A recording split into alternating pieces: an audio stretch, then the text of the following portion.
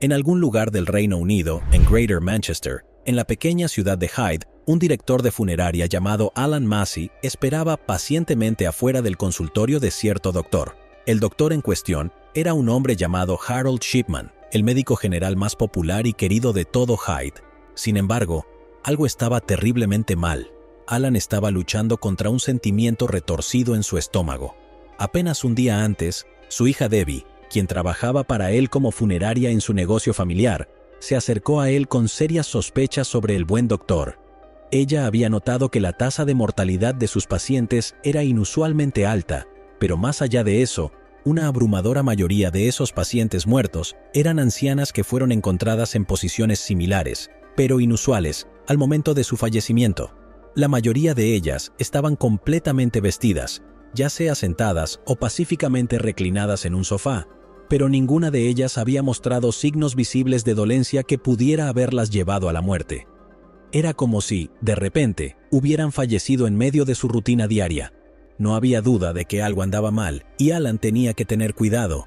El Dr. Shipman era popular, más bien, un poco demasiado popular.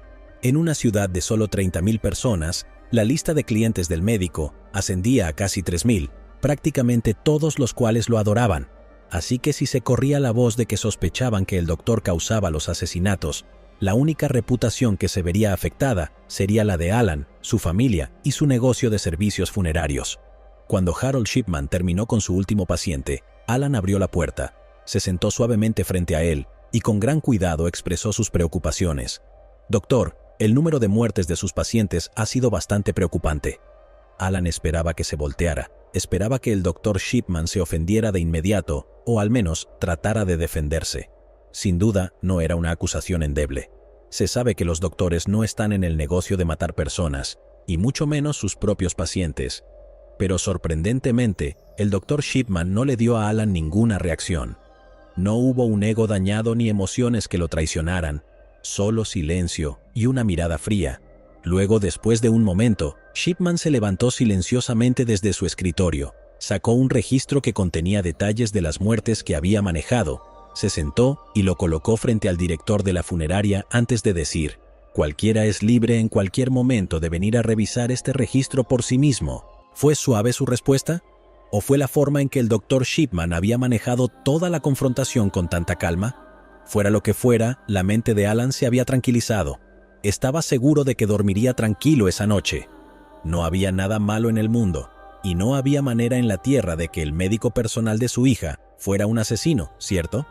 Justo en los 4 meses que siguieron a esta incómoda confrontación, ocurrieron una serie de eventos que condujeron a la más impactante y desgarradora revelación en la historia de la práctica médica británica. Desde una investigación policial mediocre hasta 3 muertes sospechosas más, se necesitaría una víctima equivocada, un testamento falsificado y la resolución implacable de una hija desesperada por respuestas para exponer al Dr. Shipman como el monstruo diabólico que realmente era. Por definición, un asesino en serie suele ser una persona que acaba con 3 o más personas, generalmente al servicio de alguna gratificación psicológica anormal, con asesinatos siendo cometidos al menos durante un par de meses y con un periodo de tiempo significativo entre ellos.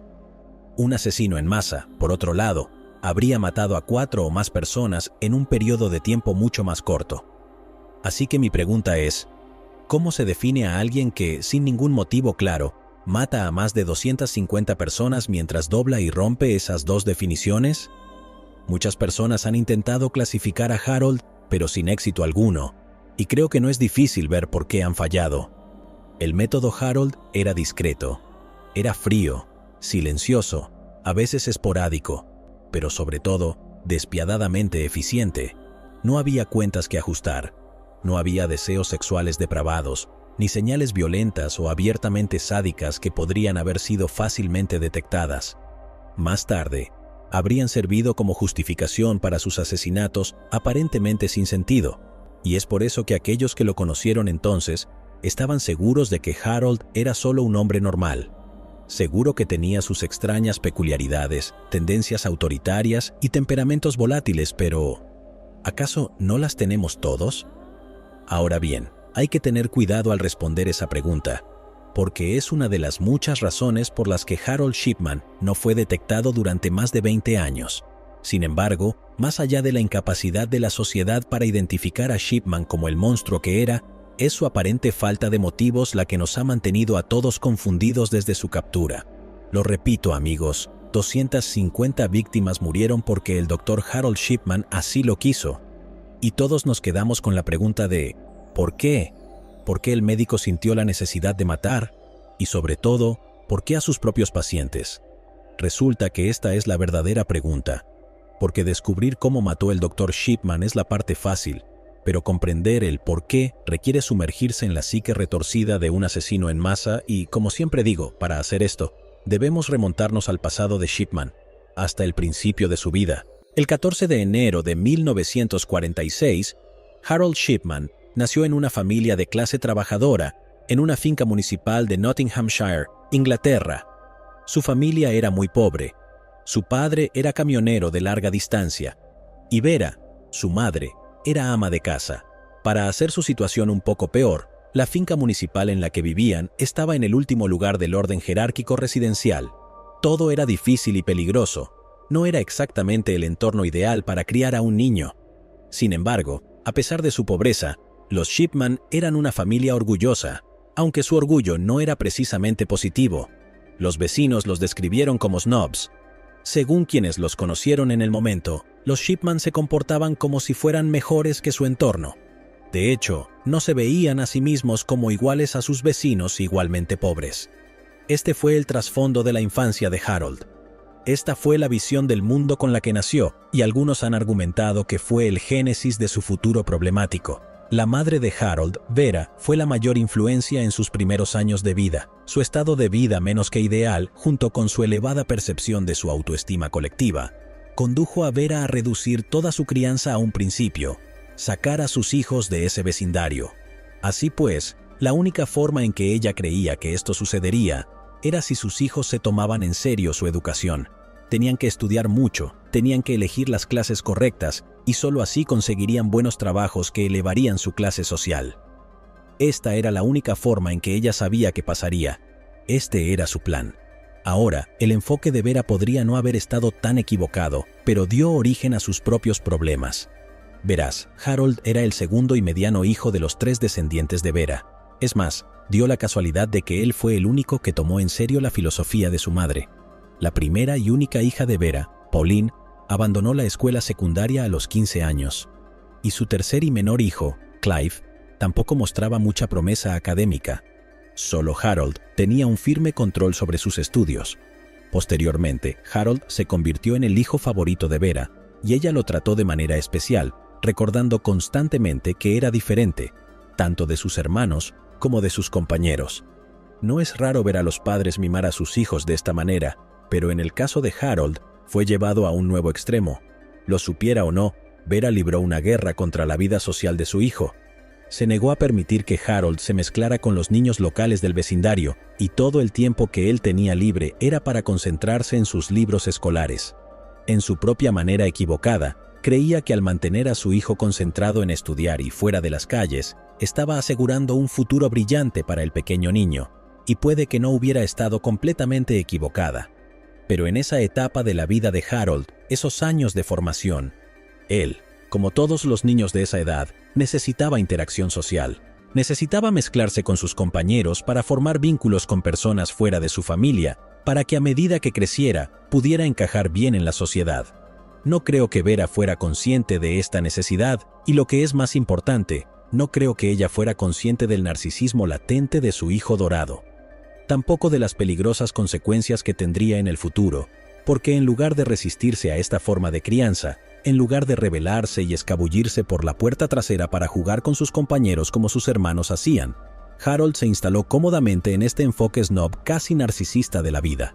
Y dado que Harold no mostró ningún signo revelador de psicopatía futura como dañar pájaros o usar violencia contra sus hermanos o compañeros, Vera debió haber creído que estaba haciendo un gran trabajo, y aunque de alguna manera lo hacía, a la larga entendimos que no. En 1957, Harold hizo que Vera se sintiera orgullosa al ganar una beca para una escuela de gramática privada, que ni su familia ni nadie en su vecindario habría podido permitirse. Este logro puso una nueva apariencia de orgullo en la familia Shipman. Como era de esperarse, Harold se deslizó en este nuevo estatus como un mayordomo que se pone un traje de 3 piezas y llevó este enfoque de la vida a su nueva escuela. Allí le resultó difícil relacionarse con sus compañeros mucho más ricos y muchas veces mucho más inteligentes. Algunos de sus compañeros de clase recuerdan que por lo general era callado, inusualmente maduro y un poco distante, pero sobre todo que siempre mantuvo la distancia. En su hogar, en el barrio de la propiedad municipal, el desprecio de Harold por los niños locales creció. Ahora que había ingresado en una escuela costosa y tenía pruebas de su superioridad, su desprecio por ellos se hizo tan evidente que ni siquiera se molestaron en acercarse a él, y para ser sinceros, Harold tampoco se molestó. Sin embargo, hay un detalle extraño que no debemos pasar por alto, ya que sirve como un presagio confuso del tipo de enfoque retorcido que Harold emplearía hacia las otras personas con las que se relacionó más adelante en su vida. Harold podría haber sido un snob, pero no era un recluso. De hecho, era un atleta en la escuela. Era un excelente corredor de fondo y un maestro en el exigente deporte del rugby. Había una nueva dimensión en él cada vez que practicaba el deporte. Sus compañeros lo describían como que se transformaba en una persona completamente diferente cada vez que jugaba. Se volvía sociable, abierto, competitivo y algo normal. Harold incluso llegó a ser vicecapitán del equipo de atletismo de la escuela, pero en el momento en que terminaba, era casi como si se apagara esa personalidad. Puedes visualizarlo de esta manera. Era un abismo emocional entre Harold y todos los demás, que solo él sabía cómo cruzar, y la mayoría de las veces, especialmente cuando no participaba en deportes, se quedaba en su propio lado de esa división. Si me preguntas, diría que esto fue una prueba de que Harold estaba completamente consciente de sus señales sociales e incluso tenía la capacidad de interactuar normalmente con sus compañeros, pero decidió no hacerlo.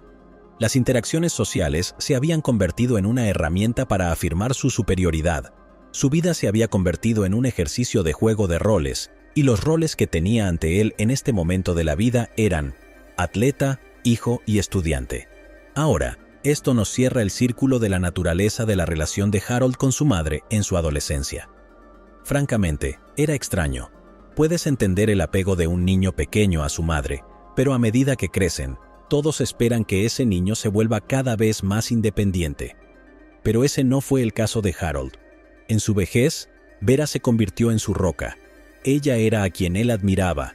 Ella era su ancla, y él tenía una devoción obsesiva hacia ella. Harold no podía imaginar una vida sin ella porque había pasado todo el tiempo complaciéndola, y de alguna manera, había llegado a definir su vida a través de esa visión, la visión de los deseos de su madre para él. Todos los que conocían a su familia sabían que esto era un hecho. Todo lo que Harold siempre quiso era hacer que Vera se sintiera orgullosa. Eso era lo único que le importaba. Entonces puedes imaginar lo devastado que debió estar cuando de repente le quitaron a su madre. Cuando Harold tenía solo 17 años, a su madre le diagnosticaron cáncer de pulmón y ya estaba en sus últimas etapas. A pesar de la gravedad de la enfermedad de su madre, el padre de Harold no podía tomarse un descanso de su trabajo para estar al lado de su esposa, porque su salario era el único ingreso que tenía la familia. El hermano menor de Harold, Clive, tenía solo 13 años en ese momento, y su hermana mayor llevaba mucho tiempo se mudó de la casa, así que le tocó a Harold estar allí para ella, y fue él quien se puso al día con las citas con el médico, las reuniones, las notas, los medicamentos y las recetas, los horarios de lo que se debe y no se debe hacer, y todo eso. Harold tenía todo en orden. Dejó de estudiar mucho y desafortunadamente, solo unas semanas después del diagnóstico, el cáncer fue declarado terminal, y poco después, ella quedó postrada en cama. Lo único que los médicos pudieron hacer en ese momento fue asegurarse de que su muerte no fuera demasiado dolorosa, porque había mucho dolor. Noche tras noche de angustia mientras Harold observaba impotente, el médico de la familia visitaba su casa y le daba a Vera inyecciones de morfina para aliviar su dolor. El 21 de junio de 1960, apenas un mes o dos después de su diagnóstico, Vera Shipman había fallecido y Harold se encontró perdido, confundido y con una cantidad paralizante de dolor que le era tan desconocida que se encontró lidiando con ello a su muy extraña manera. La noche de la muerte de su madre, Harold corrió. Durante horas, mientras intentaba darle sentido a la tragedia que acababa de experimentar, Harold convirtió su amor por las carreras de larga distancia en una forma de terapia. La única persona que conocía y por la que vivía se había ido, y para empeorar su situación, Harold se encontraba afligido. No tenía amigos en su vecindario y no le había dicho a nadie en su escuela que su madre estaba enferma. De hecho, sus compañeros se enteraron que Vera había muerto por casualidad. Vera murió el martes y Harold siguió yendo a la escuela durante toda la semana, llorando en silencio, hasta que el lunes siguiente, cuando un compañero de escuela le preguntó casualmente cómo había pasado el fin de semana, la respuesta de Harold fue igual de casual: «Oh, mi mamá murió». Su compañero de clase se sorprendió y buscó a tientas las palabras adecuadas hasta que logró expresar sus condolencias. Sin embargo, cuando le preguntó cómo estaba lidiando Harold con la pérdida de su madre, Harold respondió: «Corrí un par de millas bajo la lluvia torrencial a las 2 de la madrugada».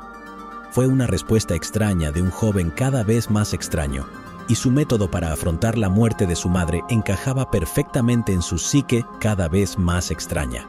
Después de la muerte de Vera, Harold encontró un nuevo propósito y decidió que quería ser médico. Antes, nunca había considerado el camino de la medicina, pero después de ver sufrir a su madre, se podía imaginar que quería ayudar a personas como su madre, o, más específicamente, ayudar como el médico de la familia había ayudado a su madre. Es en esta etapa de su vida que surgen más preguntas que respuestas. ¿Fue aquí donde Harold decidió convertirse en un asesino? ¿O comenzó con buenas intenciones y algún tiempo después se perdió del camino? Lo que estoy tratando de preguntar, lo que ha molestado a muchos criminólogos y canales criminales de YouTube, es si Harold eligió convertirse en médico para salvar a la gente, o si la intención original era obtener una licencia médica que le sirviera como su punto ciego legal para asesinar a alguien. Era el año 1965. Gran Bretaña atravesaba el equivalente de una crisis existencial. Sus colonias africanas estaban ganando independencia. Los medios de comunicación estaban dando voz a su generación más joven y rebelde, y los médicos se marchaban en hordas desde el conservador Reino Unido hacia la más liberal, democrática e inteligente Norteamérica. Para resumir, Gran Bretaña necesitaba urgentemente médicos, y no eran particularmente exigentes con quienes permitían subir a bordo. Fue durante el mismo periodo que Harold tenía la vista puesta en la Facultad de Medicina de Leeds.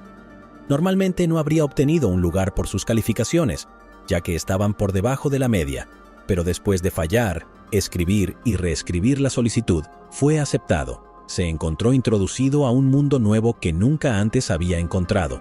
De cierta manera, estaba cumpliendo los deseos de su madre. Había salido de su vecindario a través de lo académico y ahora estaba en un camino seguro hacia una profesión respetable y bien remunerada. Sin embargo, algo en Harold cambió en el momento en que ingresó a la universidad. Desde el joven snob encerrado, que vivía lo suficiente dentro de su propia cabeza como para asumir que era superior a todos los que lo rodeaban, Harold se convirtió en un fiestero imprudente, aparentemente normal y amante de la diversión. Incluso encontró el amor de la manera más inusual. Un día, mientras viajaba en el autobús hacia el campus, conoció a una joven llamada Primrose Huxtable. Ella era una chica de espíritu libre que, al igual que su hermana mayor, había dejado la escuela a los 15 años, pero luego se dedicó al arte y al diseño, por supuesto, en Leeds. Ellos inmediatamente se enamoraron y comenzaron a salir. Curiosamente, la familia de Primrose amaba a Harold, especialmente porque compartían muchos de los valores con la familia Shipman. Ambos eran conservadores, estrictos y cristianos. Les encantó que Harold estuviera entrenando para ser médico, lo que significaba que podría cuidar a su hija cuando se casaran.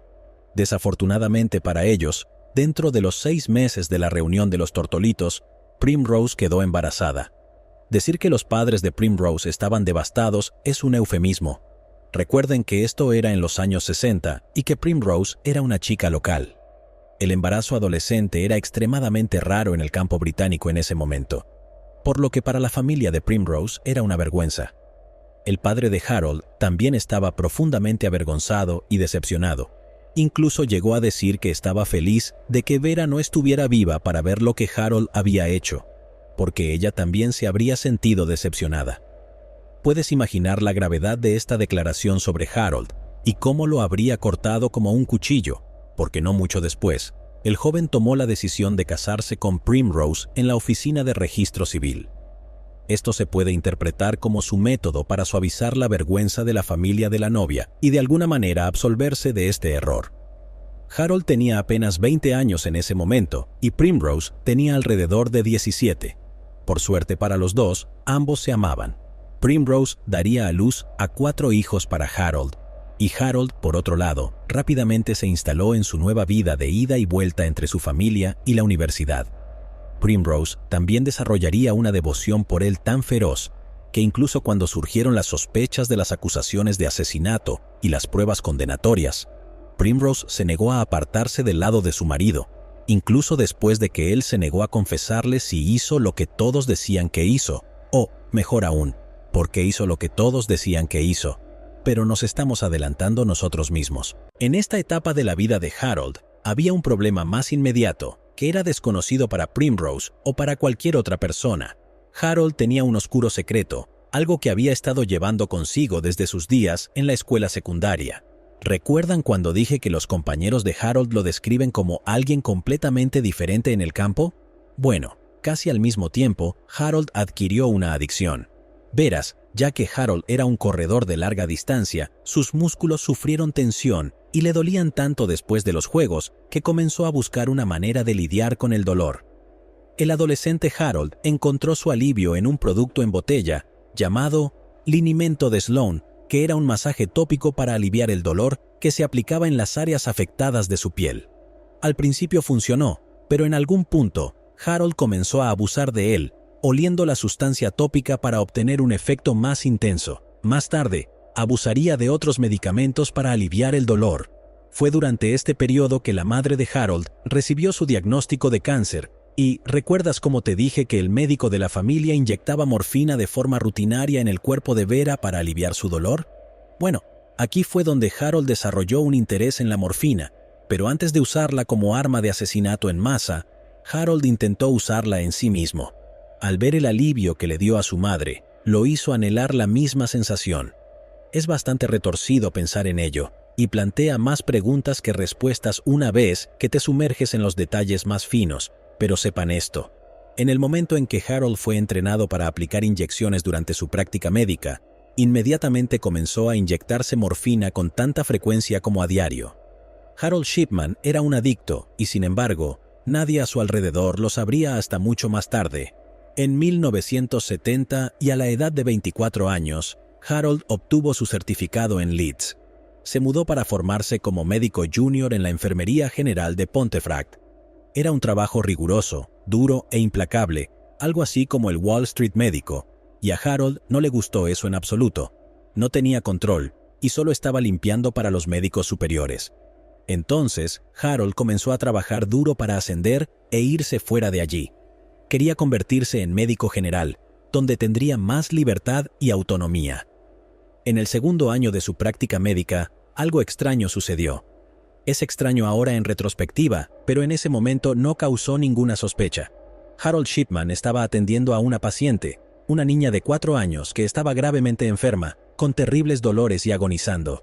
Su madre había estado a su lado todos los días desde que ingresó, y Harold la había vigilado a la mujer mientras intentaba ser fuerte por su hija moribunda, mientras se derrumbaba más de una vez.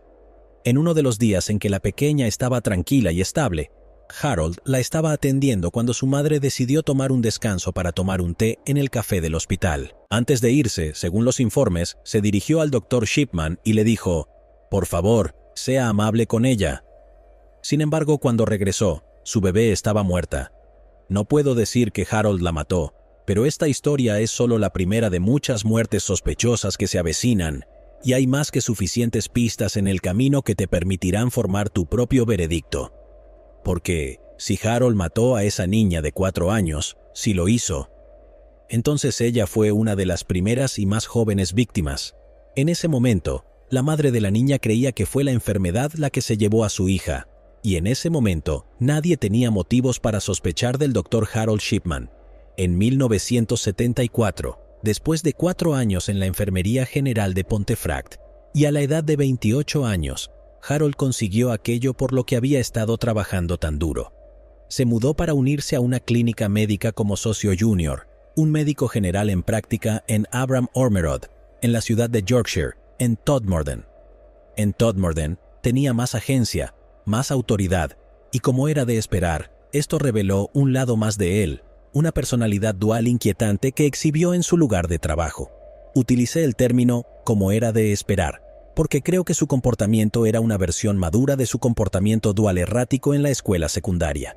Por un lado, sus pacientes lo adoraban, lo amaban absolutamente porque era amable, cortés, atento y profesional. Sin embargo, por otro lado, sus colegas lo aborrecían, era obsesivo y controlador.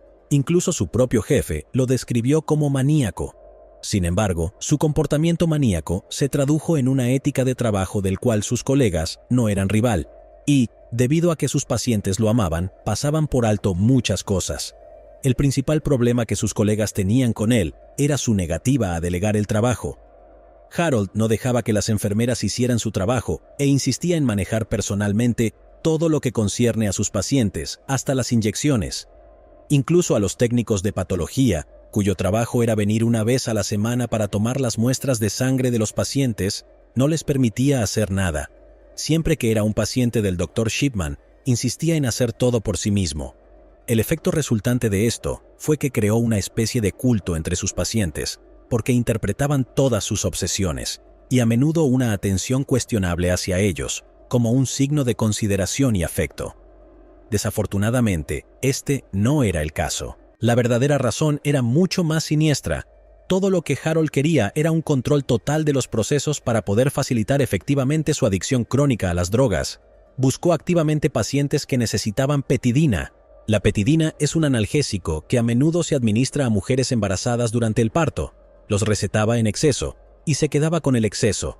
Y cuando eso no era suficiente, simplemente falsificaba una receta para recibir él mismo la petidina.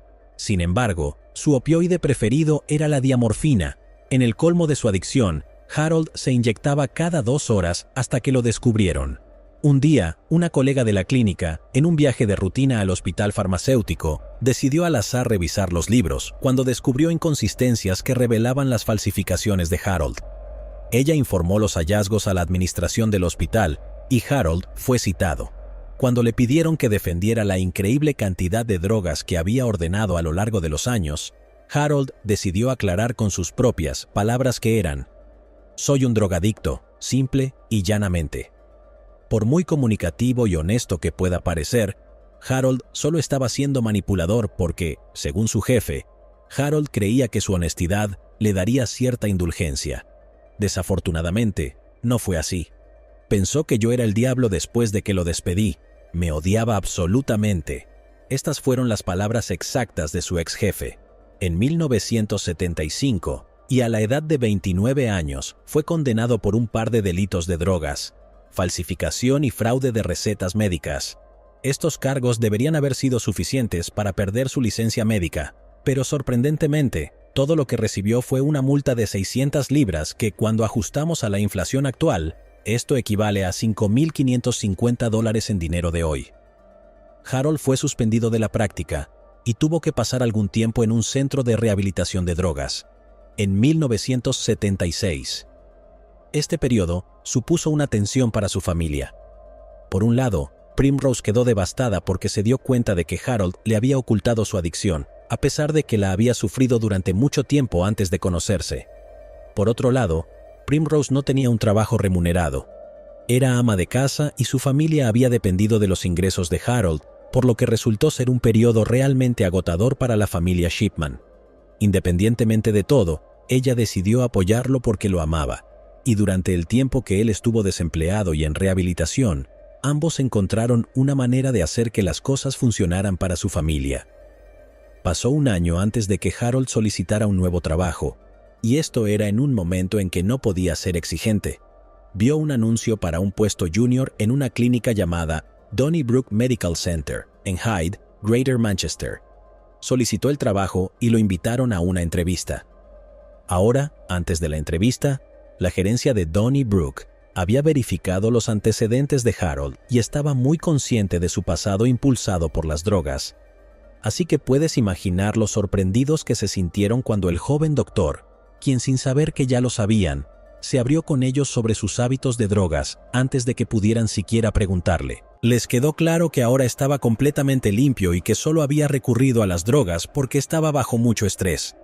Básicamente, fue honesto y les rogó que le dieran otra oportunidad.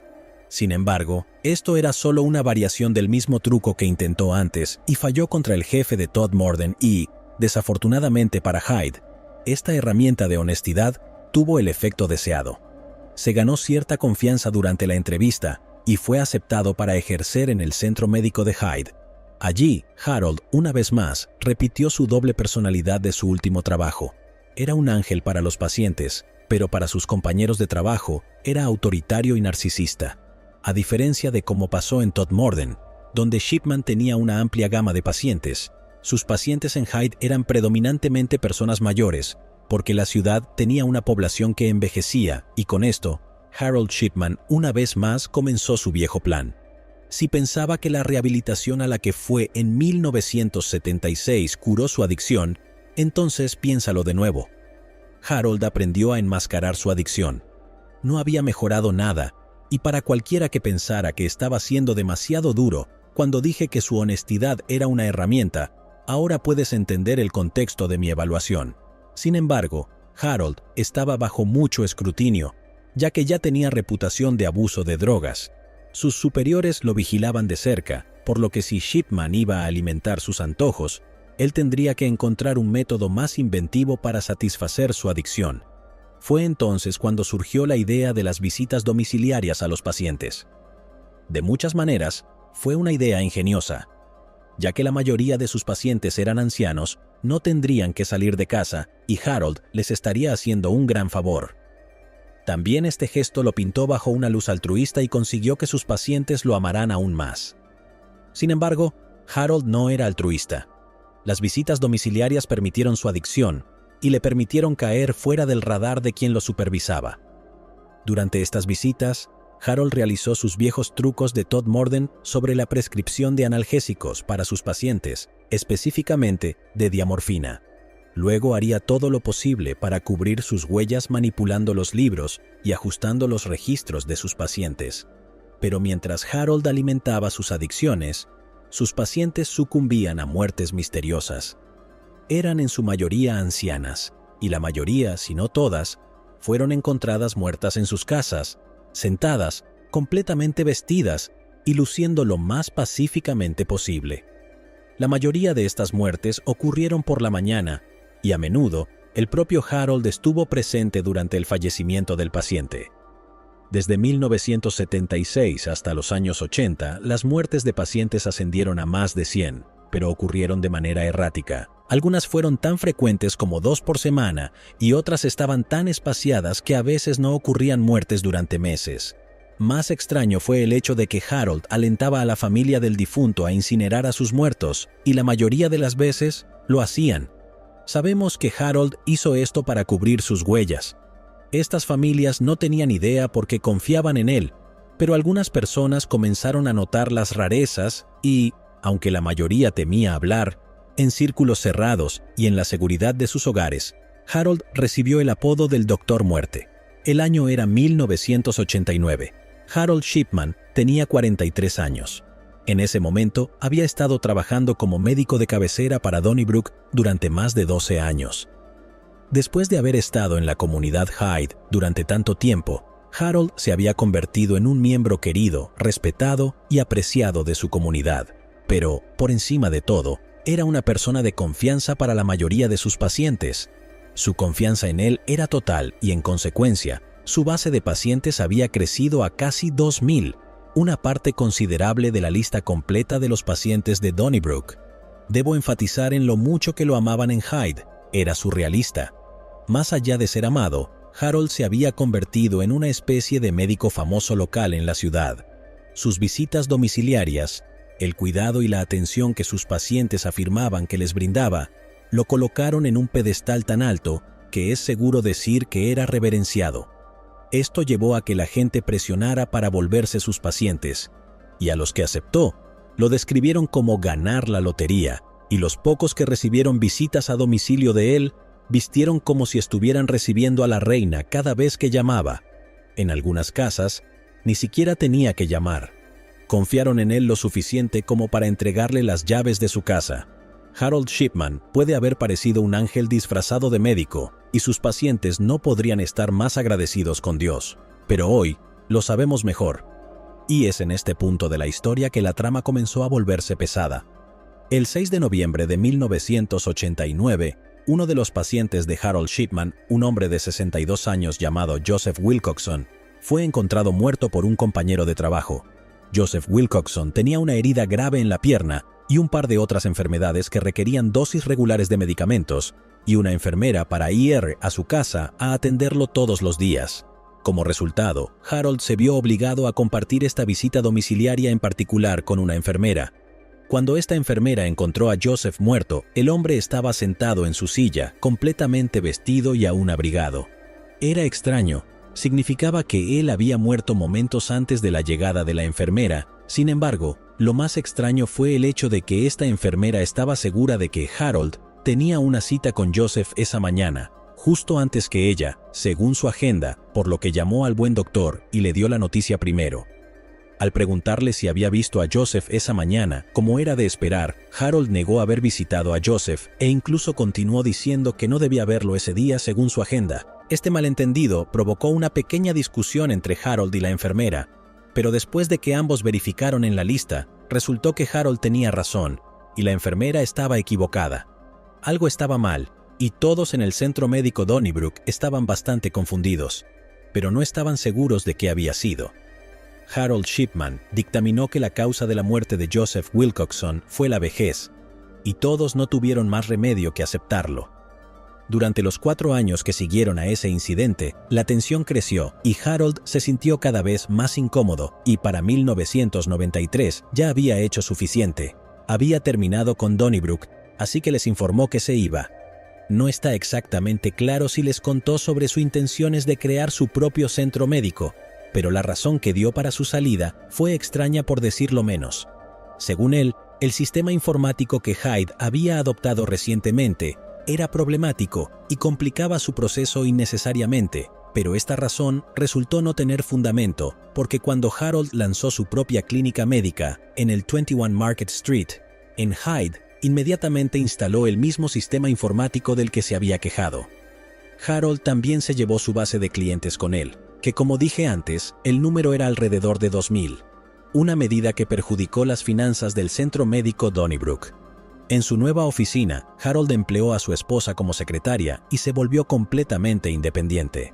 Su renuncia había sido una búsqueda de independencia y control, con Primrose como secretaria en un nuevo consultorio dirigido por él.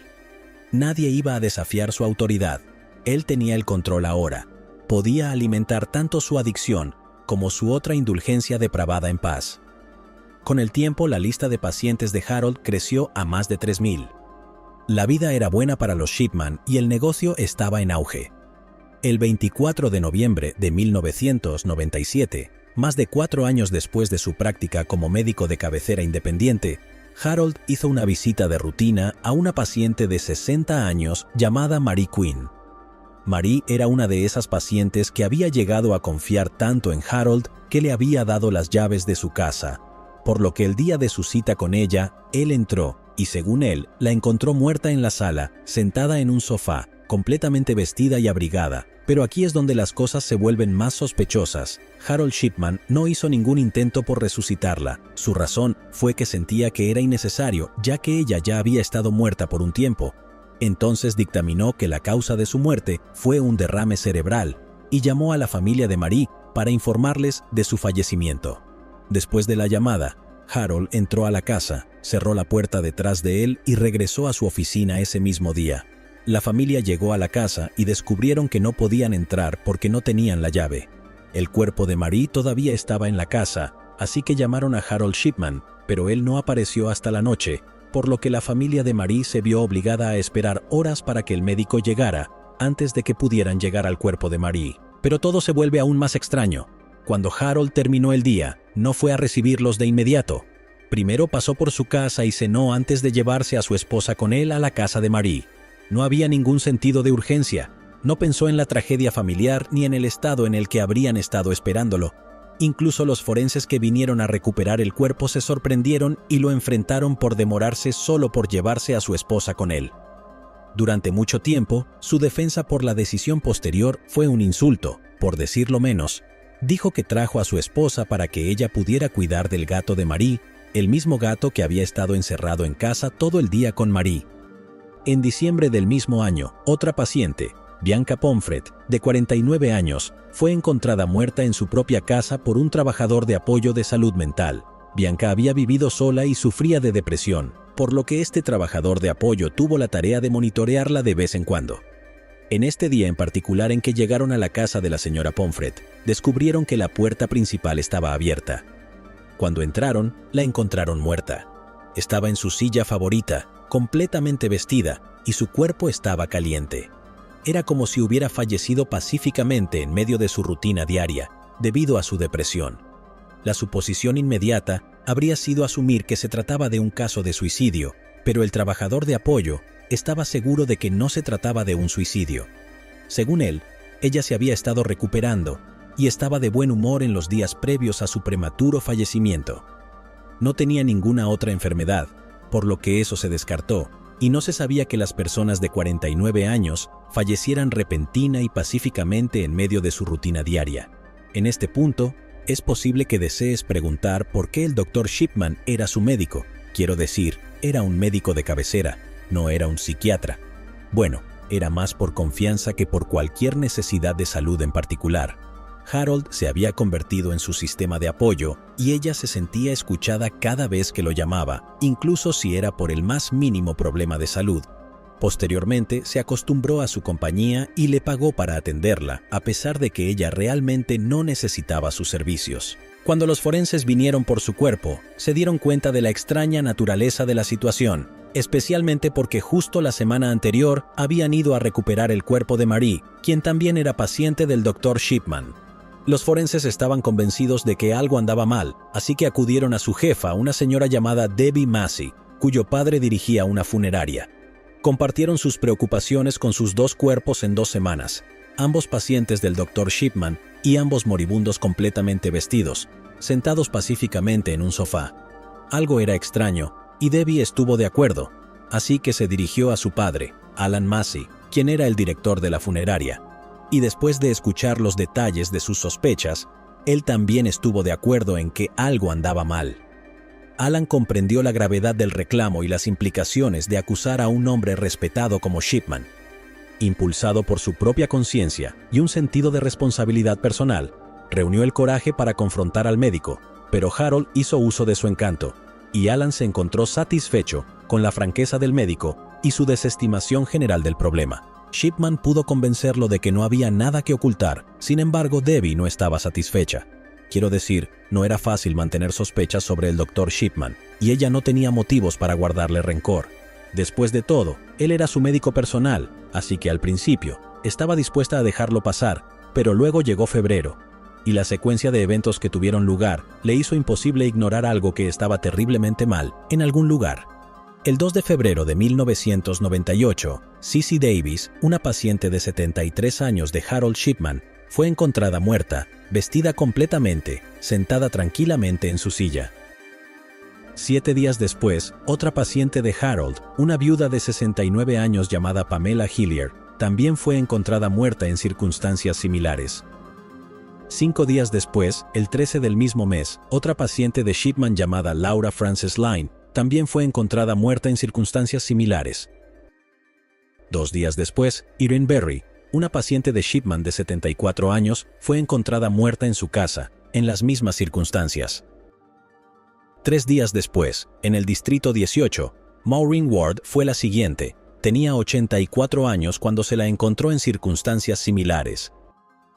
La sexta y última muerte se produjo el 27 de febrero, cuando Joan Edwina Dean, de 75 años, falleció pacíficamente en su casa, completamente vestida, sentada en su silla, en medio de su rutina diaria.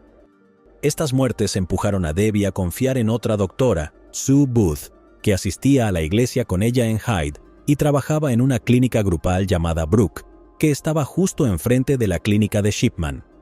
Este médico tal vez no había trabajado con el Dr. Shipman, pero lo conocía muy bien. Todos en Hyde conocían al Dr. Shipman, y ella estuvo de acuerdo en que la naturaleza y las circunstancias en torno a las muertes eran realmente sospechosas. Regresó al trabajo y le confió todo a uno de sus superiores, una doctora llamada Linda Reynolds y otro doctor llamado Raj Patel.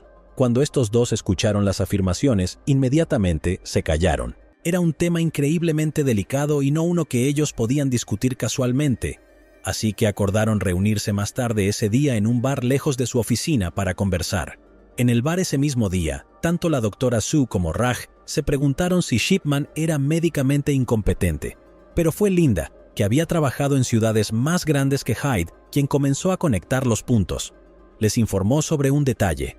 Había estado firmando muchos más formularios de cremación para Shipman que para cualquier otro médico en la ciudad anterior en la que trabajó. Pero lo más alarmante fue el hecho de que el Dr. Shipman tendía a estar presente cada vez que sus pacientes morían. Tan impensable como era entonces, se preguntó si Shipman podría estar dañando deliberadamente a sus pacientes. Mientras los acorralaban en su reunión, decidieron que la única manera de obtener respuestas era examinando sus propios registros de cremación mientras los comparaban con las estadísticas de cremación provenientes de la oficina de Shipman. Este sería el enfoque de su próxima reunión. Mientras tanto, más pacientes de Shipman morían. Ada Warburton era una paciente de Shipman de 77 años. Ella vivía sola, era lo suficientemente activa, independiente y saludable como para cuidar de sí misma sin ayuda. A pesar de todas estas cualidades que acabo de mencionar, el 20 de marzo, menos de una semana después de que los médicos de la clínica Brooke se reunieron, Harold Shipman la encontró muerta, sentada en su sofá, completamente vestida. Inmediatamente llamó a la sobrina de la mujer para informarle sobre el fallecimiento de su tía y, como era de esperar, esta sobrina se sorprendió porque su tía estaba perfectamente sana la última vez que hablaron. Entonces, ¿qué pudo haber sucedido mientras intentaba procesar la muerte repentina de su tía? Se dio cuenta de quién había llamado.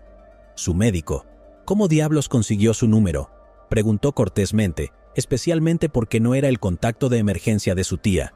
La respuesta del Dr. Shipman fue francamente inquietante.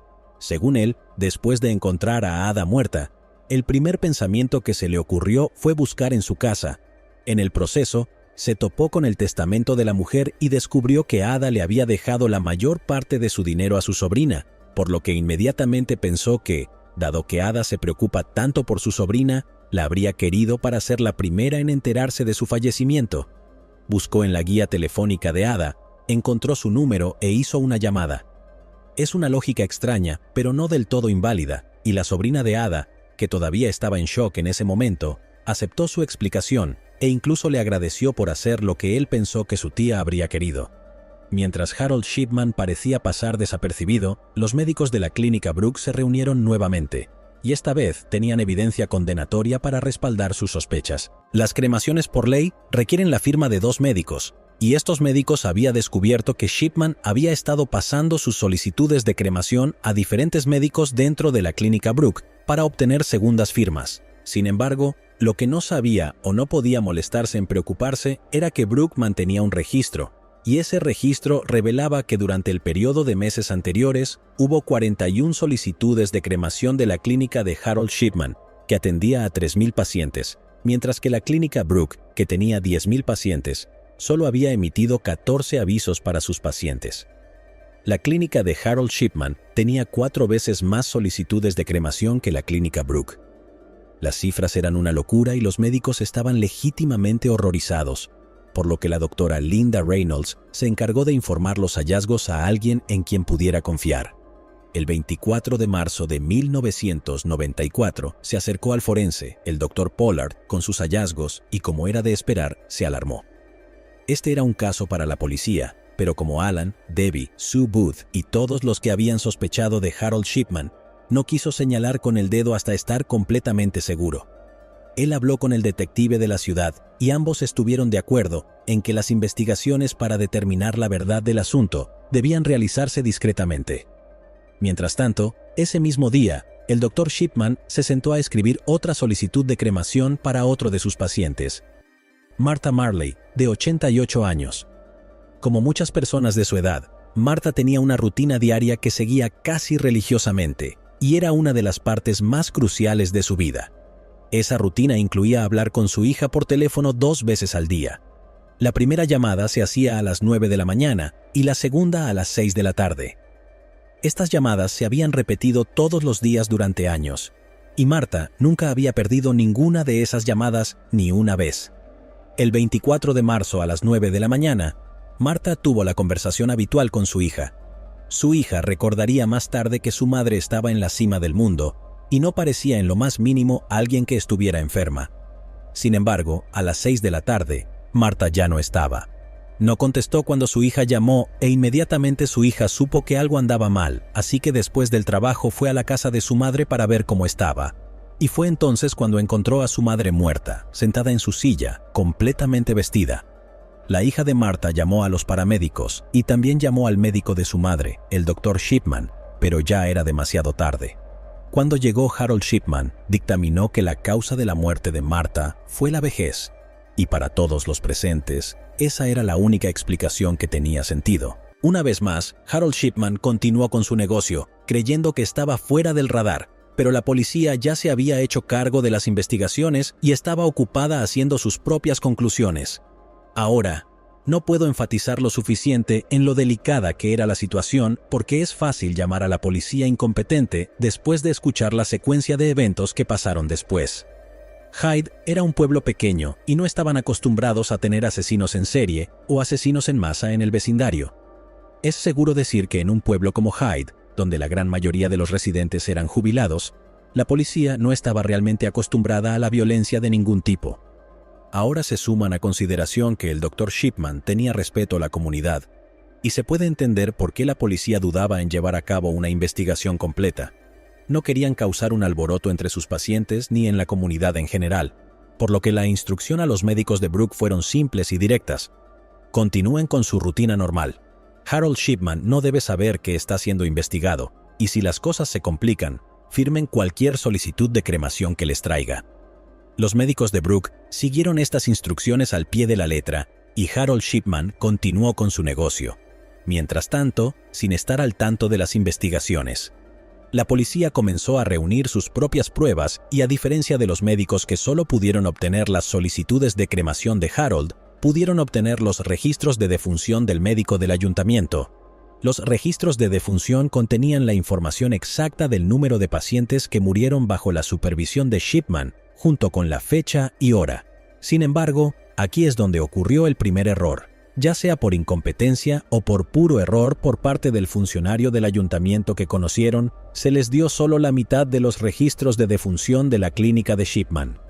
Cuando la policía comparó esta lista incompleta con la de Brooke, parecía que la clínica de Harold tuvo una cantidad normal de muertes, y fueron mucho menos que los de la clínica de Brooke. Tal vez solo tenía más pacientes que querían ser incinerados después de la muerte. Eso era completamente posible, y definitivamente no era una señal de juego sucio. Si la policía tenía alguna sospecha antes, se redujeron considerablemente después de este descubrimiento. Pero la doctora Reynolds insistió en que continuaran con las investigaciones. Estaba convencido de que algo andaba mal, incluso sugirió que realizaran una autopsia a Ada Warburton y Martha Marley, dos de los pacientes más recientes de Shipman que murieron y que en ese momento sus cuerpos todavía estaban en la morgue. Pero hubo un par de cuestiones que hicieron que su sugerencia fuera prácticamente imposible. Las primeras autopsias son increíblemente caras y los obstáculos legales necesarios harían imposible ser anónimo. Luego estaba el tema del estrés emocional para las familias de las víctimas. Las familias no sospechaban del Dr. Shipman, de hecho, lo respetaban. Si la policía se acercaba a ellos con estas sospechas y de alguna manera los convenció de seguir adelante con las autopsias y luego resultaba estaban equivocados, no solo sería vergonzoso, sino que también sería injusto para la reputación del Dr. Shipman. Sin embargo, justo antes de que la policía abandonara el caso, decidieron dar un último paso y enviaron un mensaje a la autoridad sanitaria de West Pennine, una organización responsable de los médicos de cabecera como Harold Shipman. Ellos querían saber si alguien alguna vez había enviado quejas sobre Harold Shipman, de su conducta, o la forma en que trataba a sus pacientes, y la respuesta fue un no, nada. Harold Shipman tenía un historial impecable con ellos. Este fue el clavo en el ataúd de la investigación. Harold Shipman era inocente hasta ese momento. Como estaban preocupados, uno de los oficiales incluso regañó a la doctora Linda Reynolds, advirtiéndole que tuviera cuidado con lo que decía sobre un pilar de la comunidad. Y eso fue todo. Harold Shipman había escapado una vez más. ¿O lo hizo? Tal vez, si la policía no tuviera prejuicios sobre la inocencia de Harold, tal vez entonces no se habrían olvidado de verificar los antecedentes penales de Harold Shipman. Tal vez, si hubieran visto cuán contaminado estaba su pasado, su historia con el uso de drogas, su pasado falsificado, habrían sospechado y habría tenido sentido seguir adelante con la autopsia que la doctora Linda Reynolds había solicitado. Tal vez entonces habrían visto la verdad que la doctora Reynolds sintió pero no pudo señalarla. Tal vez entonces los pacientes que murieron en los meses previos a su eventual captura se habrían salvado. Y tal vez, solo tal vez, el Dr. Shipman habría sido expuesto por quién era realmente. Un monstruo manipulador, frío, diabólico y desalmado que tomó vidas por capricho, y no se detendría hasta que su propia arrogancia en connivencia con la fe contribuye a su inevitable caída. En la mañana del 24 de junio de 1998, apenas 2 meses después de que la policía terminara su investigación, una mujer de 81 años llamada Kathleen Grundy se puso su mejor vestido mientras anticipaba la llegada de un invitado especial. Kathleen Grundy no era la típica mujer de 81 años, era única en su clase. Una vez había sido alcaldesa de Hyde, y a lo largo de los años se había ganado el respeto y la admiración de muchos en Hyde por su amplio servicio a la población anciana de su querida ciudad. A pesar de su avanzada edad, todavía era muy activa, tan incansable como lo había sido cuando era mucho más joven. Siempre había una actividad programada para la señora Grundy, y de hecho, tenía un plan de almuerzo de jubilados para las 11 de la mañana de esa mañana, después de la visita de su invitado especial. El invitado especial en cuestión no era otro que el Dr. Harold Shipman, y aunque esta fue una de sus visitas domiciliarias, Kathleen consideró la visita como una cita con un querido amigo. Kathleen adoraba y respetaba profundamente al médico. Una vez le dijo a su hija: si el doctor dice que necesitas que te hagan algo, tú dices que está bien. Si el doctor dice que necesitas que te pongan una inyección, tú dices que está bien. Pero fue más allá de un simple consejo médico. Kathleen también buscó el consejo del Dr. Shipman sobre todo lo demás que sucedió en su vida. Hoy se reunieron para un análisis de sangre de rutina que el Dr. Shipman había programado para ella, solo 2 semanas antes. La señora Grundy y Shipman se habían reunido en su oficina para otro procedimiento de rutina. Allí conversaron libremente, hasta que el Dr. Shipman de repente se disculpó y tomó un papel en el que pedía las firmas de 2 pacientes, Claire Hutchinson y Paul Spencer, que esperaban su turno afuera de su oficina, a pesar de no saber exactamente qué eran. Cuando les pidió que lo hicieran, estuvieron de acuerdo porque era el Dr. Shipman quien se los pedía, su médico, y cuando el Dr. Shipman regresó con el mismo papel doblado para que la exalcaldesa lo firmara, ella creyó que era parte de su documentación para sus medicamentos. Fuera lo que fuera, ella confiaba en él y eso era todo lo que importaba en ese momento, así que ella firmó tal como los otros 2 pacientes habían firmado. Entre las 8:30 y las 9 de la mañana del 24 de junio, Harold Shipman llegó a la cabaña de 150,000 libras de Kathleen Grundy. Kathleen estaba emocionada de recibirlo. Mientras Kathleen se sentaba en su sillón y Harold sacaba el equipo médico de su maletín, se puede imaginar que ella procedió a tener una conversación con él en esos momentos finales, antes de que Harold clavara la aguja en la piel de Kathleen Grundy. Es difícil no hacerlo. Me pregunto si se tomó un momento para mirarla a los ojos. Kathleen tenía completa fe en él, no se lo habría perdido. En esos momentos finales, Harold se detuvo a pensar que Kathleen no le había hecho nada a él ni a nadie para merecer lo que les hacía, porque este médico sintió la necesidad de matar a los pacientes que confiaban en él, porque en lugar de una simple muestra de sangre, Harold Shipman bombeó a la exalcaldesa de Hyde una dosis letal de morfina y en 3 horas estaba muerta. A las 11:55 de la mañana, el cuerpo completamente vestido de la señora Grundy fue descubierto en su sofá en la sala de estar de su casa, que no estaba cerrada con llave, por 2 colegas que se pusieron ansiosos cuando ella no se presentó al club de almuerzos para jubilados. Inmediatamente llamaron a Harold, y cuando llegó, le dio al cuerpo de la señora Grundy una mirada superficial antes de declararla muerta. Según él, la causa de su muerte fue la vejez nuevamente. Harold Shipman había escapado nuevamente, Otro de sus pacientes había sido víctima de su insaciable sed de muerte, y normalmente debería haber sido el final de la historia de Kathleen Grundy. Pero afortunadamente, este resultó ser el principio del fin del Harold. El 24 de junio de 1998, el mismo día que Kathleen Grundy fue asesinada por el médico, una firma local de abogados llamada Hamilton Ward recibió una carta que contenía un testamento. Ese testamento estaba fechado el 9 de junio y tenía lo que se suponía que era la firma de la señora Grundy y la firma de dos testigos, la señorita Hutchinson y el señor Spencer. El testamento estaba escrito en una máquina de escribir y decía: «Le doy todo el dinero de mi propiedad y mi casa a mi doctor. Mi familia no está necesitada y quiero recompensarlo por todo el cuidado que nos ha brindado a mí y a la gente de Hyde». El doctor, por supuesto, era Harold Shipman. Se leía una nota adjunta al testamento. «Estimado señor, adjunto una copia de mi testamento. Creo que la intención es clara. Deseo que el doctor Shipman se beneficie al tener mi patrimonio, pero si él muere o no puede aceptarlo, entonces el patrimonio pasa a mi hija. Me gustaría que usted fuera el ejecutor del testamento. Tiendo a programar una cita para discutir esto y mi testamento en un futuro cercano». También estaba firmado con K. Grundy. Ahora el personal de la oficina de Hamilton Ward en Hyde estaba confundido. Sabían quién era Kathleen Grundy, pero ella nunca había solicitado sus servicios antes y nunca habían actuado en su nombre, por lo que no estaban seguros de por qué estaban recibiendo un servicio no solicitado sobre su testamento en ese momento. Ni siquiera sabían que ya estaba muerta, así que archivaron el testamento en sus archivos y esperaron a que ella se comunicara con ellos como prometió. Por supuesto, eso nunca sucedería.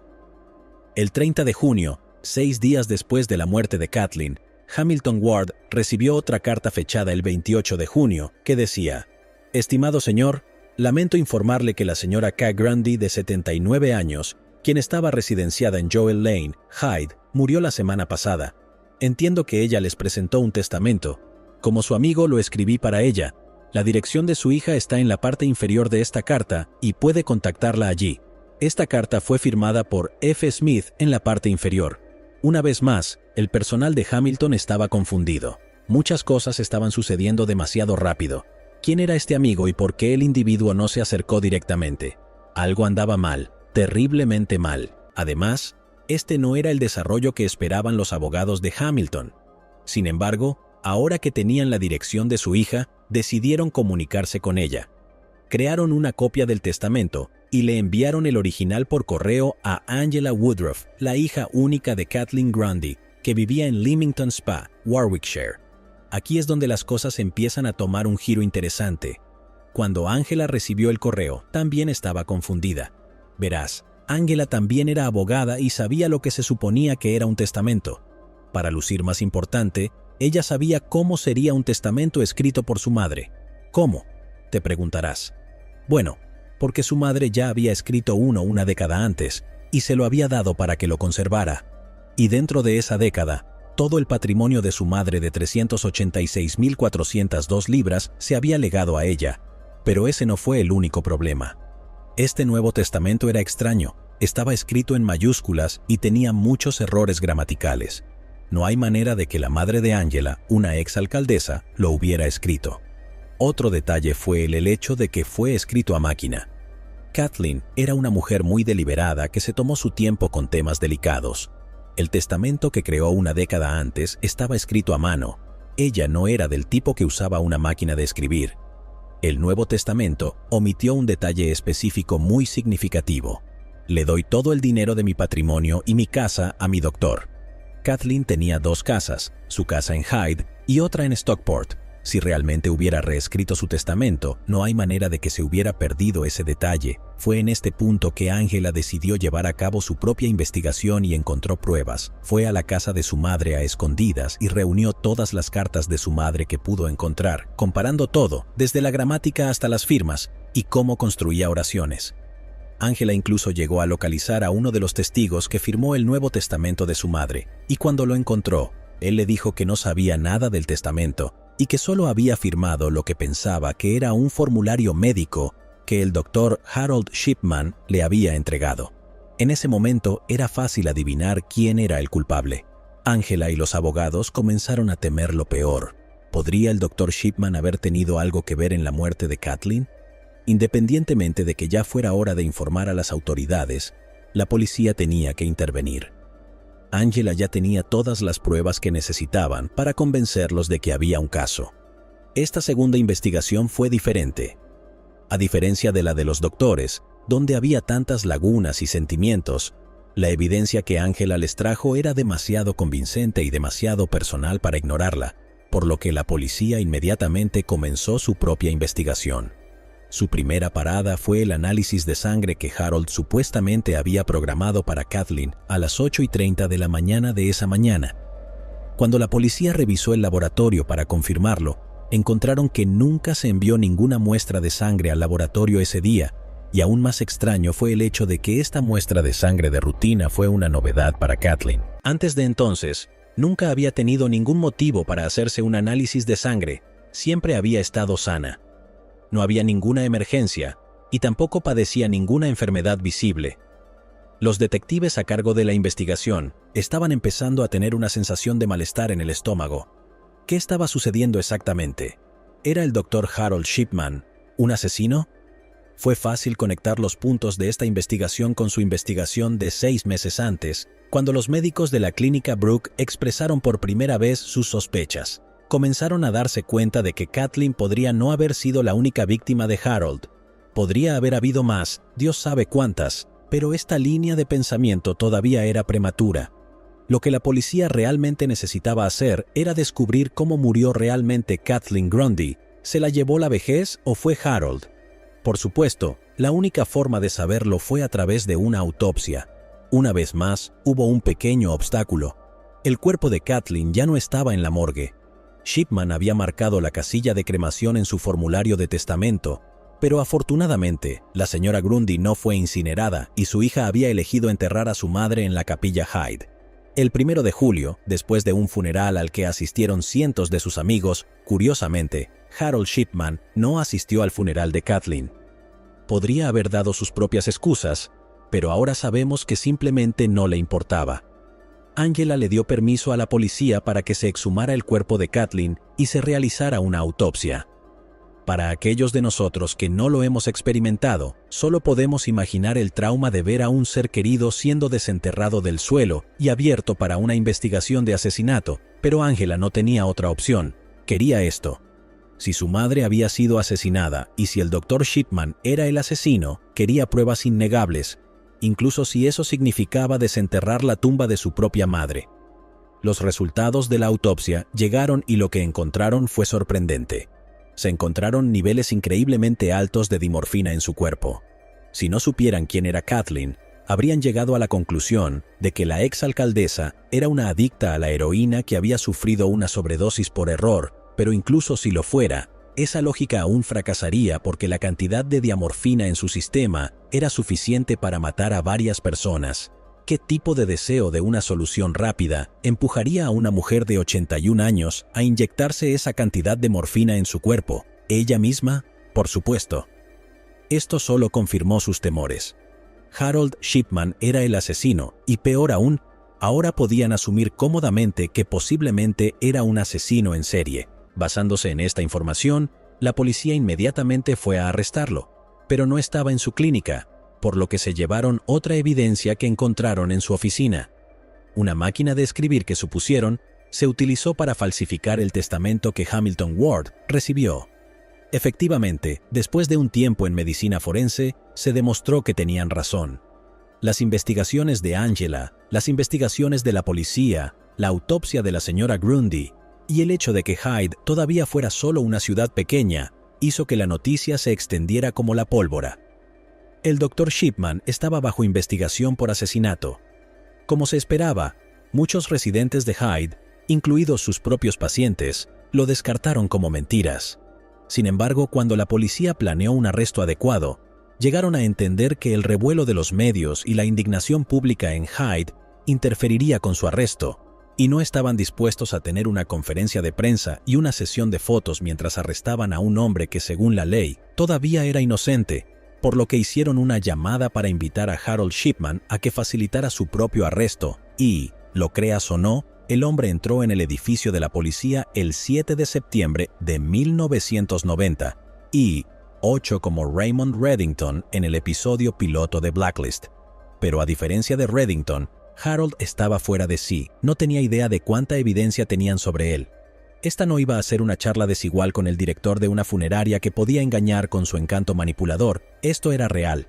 Pero como dije antes, Harold no tenía idea, y creo que fue bueno que no la tuviera.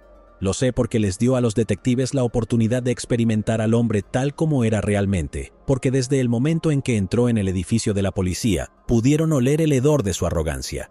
Harold Shipman tenía un aire de superioridad que era simplemente irritante. Fue frío, impasible y condescendiente con los oficiales.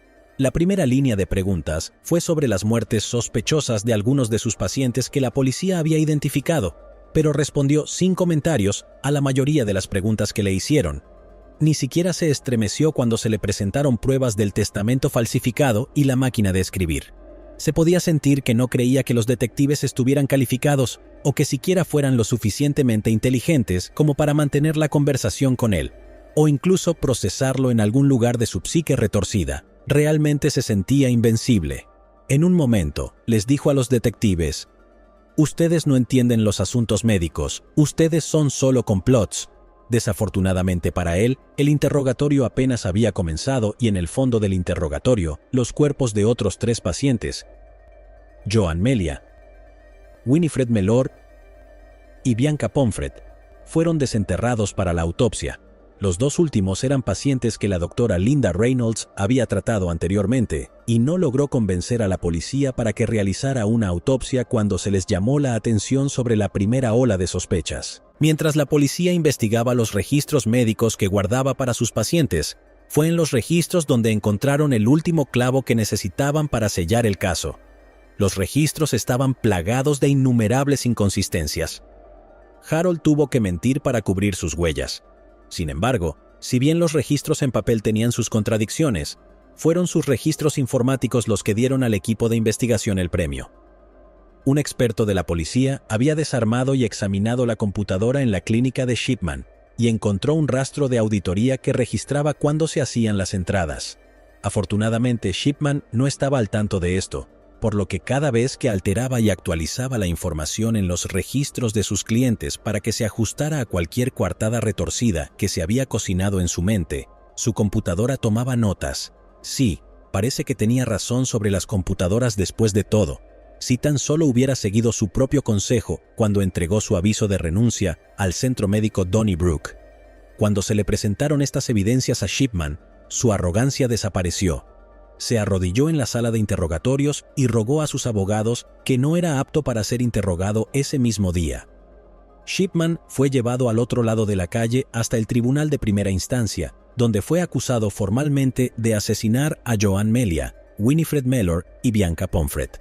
Mientras esto estaba sucediendo, la esposa de Harold, Primrose, lo apoyó. Incluso llegó a tratar de mentir por él en un par de ocasiones. Muchos de los clientes de Harold también continuaron apoyándolo a pesar de la creciente evidencia. Se podría decir que lo negaban, pero como las investigaciones avanzaron, la evidencia sobre la mesa se volvió demasiado real para ignorarla. Harold Shipman era de hecho un asesino, y muchas personas comenzaron a hablar, especialmente aquellos que habían sospechado durante años, pero nunca habían dicho una palabra. En los días previos al juicio de Harold Shipman, todos estaban preocupados con un pensamiento. ¿Por qué?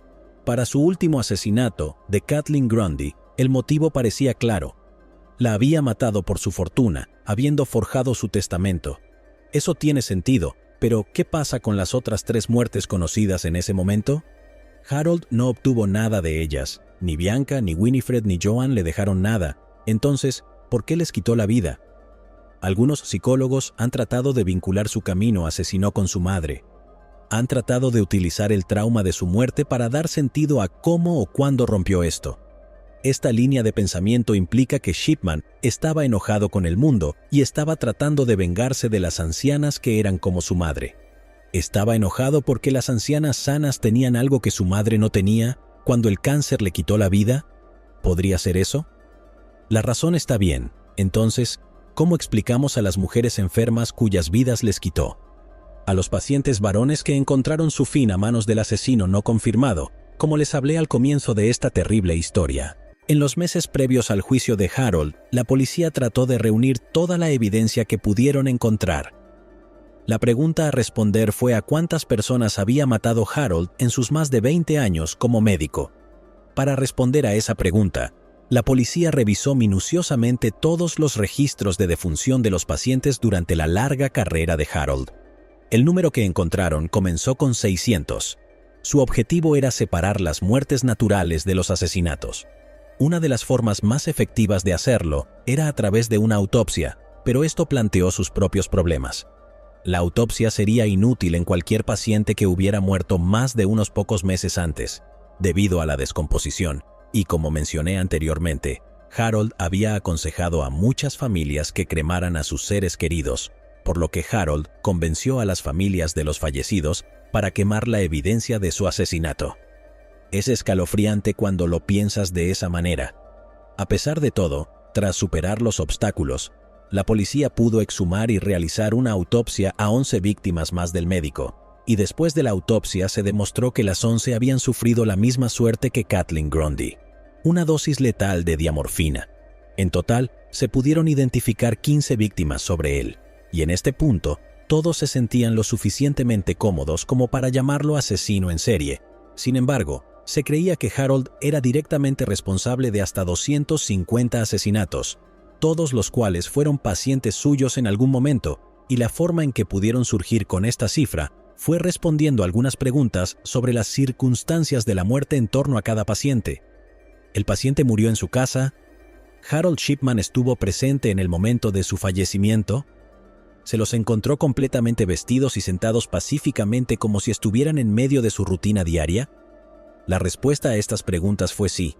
La policía podía asumir con seguridad que los pacientes eran víctimas de Shipman, pero aún así, esta cifra era una estimación. Podría haber sido más, podría haber sido menos, pero probablemente más. El 31 de enero del 2000, el juicio de Harold Shipman comenzó. En este punto, se había convertido en una persona no grata en la ciudad de Hyde.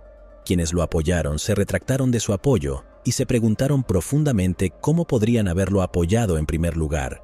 Luego estaban sus pacientes, la mayoría de los cuales imagino que debieron haberse preguntado qué tan cerca de la muerte estuvieron, por un loco cuyo método no estaba claro, quién sabe cuál de ellos podría haber sido el siguiente. Irene Turner no tenía idea de que ella sería la siguiente cuando Harold decidió quitarle la vida. Ella era uno de los cuerpos enterrados más antiguos en ser exhumados. Después de la autopsia y antes de su muerte el 11 de julio de 1996, él había elegido cómo se comportaría cuando terminara de matarla. Es posible que hayas notado lo frío que estaba Harold después de la muerte de Grundy, o incluso después de la muerte de Martha, o incluso después de la de Marie Quinn, a cuya familia castigó con su indiferencia cuando fueron a buscar su cuerpo. En el caso de Irene, Harold era un ser completamente diferente. Corrió hacia la calle y gritó pidiendo ayuda. Un vecino lo vio entrando en pánico y lo ayudó a llevar el cuerpo de Irene al hospital. Pero para entonces ya era demasiado tarde. El vecino no sabía, pero ya era demasiado tarde antes de que Harold saliera por la puerta para representar el papel de un médico angustiado. ¿Pero qué pretendía lograr con la teatralidad selectiva? Consideremos ahora el caso de otra víctima que fue descubierta durante su juicio, Lizzie Adams, de 77 años. Le quitó la vida la mañana del 28 de febrero de 1997. Desafortunadamente para él, a los pocos minutos de su fallecimiento, llegó su familia y para evitar sospechas, les informó de su muerte como si acabara de suceder y procedió a fingir una llamada de ambulancia. Por supuesto, no llegó ninguna ambulancia y cuando su familia se dio cuenta de que ella estaba muerta, él canceló su ambulancia imaginaria. En otro caso que ocurrió solo 2 meses después, Harold no fue tan elegante o paciente. Jean Lilly tenía solo 59 años cuando Harold le quitó la vida, pero en lugar de teatralidad, Harold salió de su casa a toda prisa, luciendo estresado. Al menos así lo describió el vecino de Jean en la corte. Cuando fueron a su casa a ver cómo estaba, la encontraron muerta, sentada en su sofá, completamente vestida. Según Shipman, un fallo cardíaco se la llevó, pero la policía descubriría más tarde que la había llenado de diamorfina. Algo similar sucedió con Ivy Lomas, de 63 años, a quien asesinó apenas un mes después de Jean. Según sus colegas, Shipman había descrito casualmente a la mujer como una molestia, y la mañana en que la mató con diamorfina, regresó a su trabajo como si nada hubiera pasado, como si no hubiera quitado una vida. No denunció su caso ni le dijo a nadie que ella estaba muerta. Harold esperó hasta que terminó el día antes de informar su muerte. Si crees que la forma en que Shipman trató a Jean fue fría, entonces déjame presentarte su lado más bizarro. Un día antes de la muerte de Bianca Pomfret, Shipman le quitó la vida a Kathleen Wagstaff bajo la circunstancia más ridícula. Por más difícil que sea de creer, su muerte fue un error, o mejor aún, un inconveniente para el hombre. Él no tenía intención de matar a la mujer de 81 años y había tropezado con su casa por error. Ella era su paciente, pero ellos no tenían cita ese día, pero Harold aún así optó por matarla con una inyección letal porque ya se había tomado la molestia de llegar a su casa. Es en este punto que te das cuenta cómo Harold veía a sus pacientes. Eran juguetes para él, y él era Dios, o al menos jugó a ser Dios. En un caso, el 26 de enero de 1998, casi atrapan a Harold. La paciente tenía 81 años, se llamaba Marie West, y, como todas las otras víctimas que acabo de mencionar, Harold le había quitado la vida con una dosis letal de diamorfina. Sin embargo, no tenía idea de que había alguien más en la casa. Pensó que estaba sola en casa. Ya le había quitado la vida cuando escuchó un ruido en la habitación de al lado. Resultó que la amiga de Marie que había estado cerca todo el tiempo, pero no tenía idea de lo que Shipman estaba haciendo, así que el médico rápidamente pensó en una mentira y le dijo a la mujer que Marie había fallecido de un derrame cerebral. Y la amiga no lo cuestionó porque era médico, el médico de su amiga, pero médico al fin y al cabo. Esto se convirtió en uno de los mayores argumentos del caso de Shipman. La total confianza que la gente tenía en los médicos fue lo que permitió todo a Harold. Ahora, no culpo a las víctimas de Shipman ni a sus familias, ni siquiera a los residentes de Hyde, que sospecharon que había problemas pero no dijeron nada, aunque fuera necesario. Entiendo que los médicos siguen siendo humanos capaces de todas las emociones que experimentamos los que no somos médicos. Son capaces de un bien inmenso y un mal inmenso, y los médicos como Harold estaban en el lado malvado del espectro. Esta creo que es la única explicación que uno puede usar para explicar el asesinato de Maureen Ward, una paciente de cáncer de 57 años que ya se estaba recuperando. ¿Por qué Harold la mató? Otro misterio. Durante el juicio se reveló que Harold también robó joyas de sus víctimas e incluso le dio algunas a Primrose, quien se sorprendió al descubrir que no eran de ella. Pero Harold en realidad no las vendió por dinero, eran más como trofeos. Entonces, ¿por qué Harold Shipman mató? Durante el juicio quedó claro que tenía un tipo.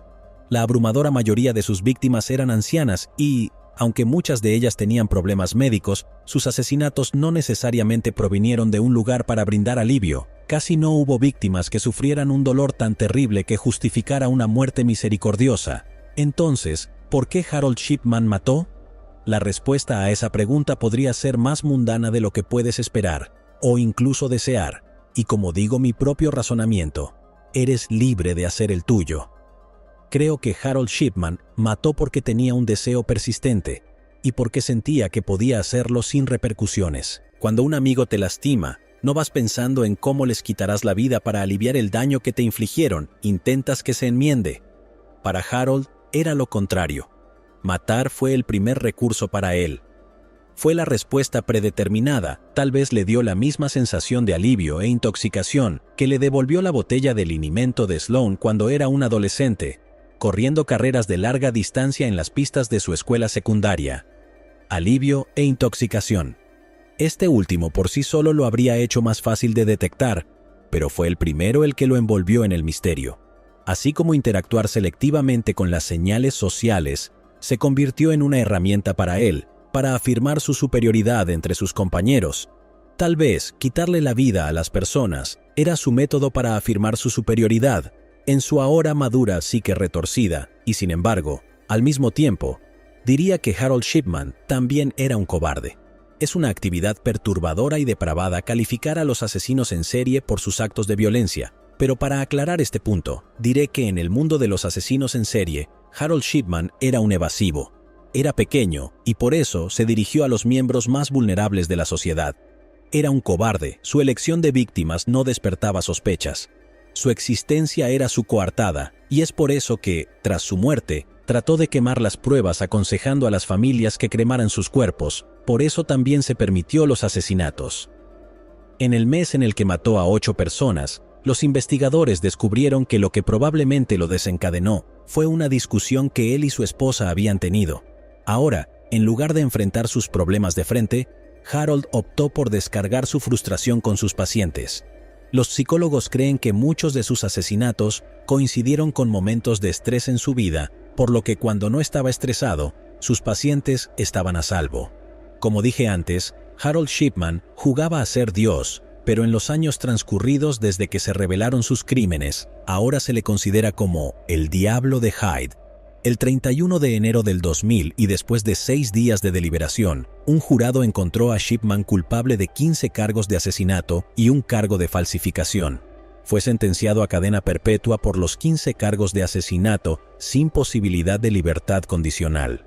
También obtuvo una sentencia adicional de 4 años por falsificar el testamento de Kathleen Grundy. Lo enviaron a la prisión de Wakefield para cumplir su sentencia de cadena perpetua.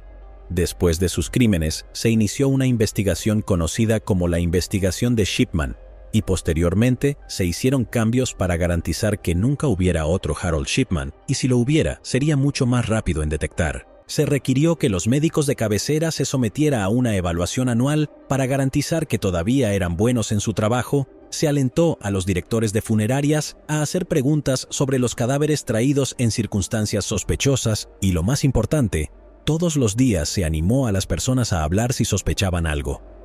El 13 de enero, menos de 2 años después de que comenzara su sentencia, los guardias encontraron a Harold Shipman colgado de una sábana atada a la ventana de una celda.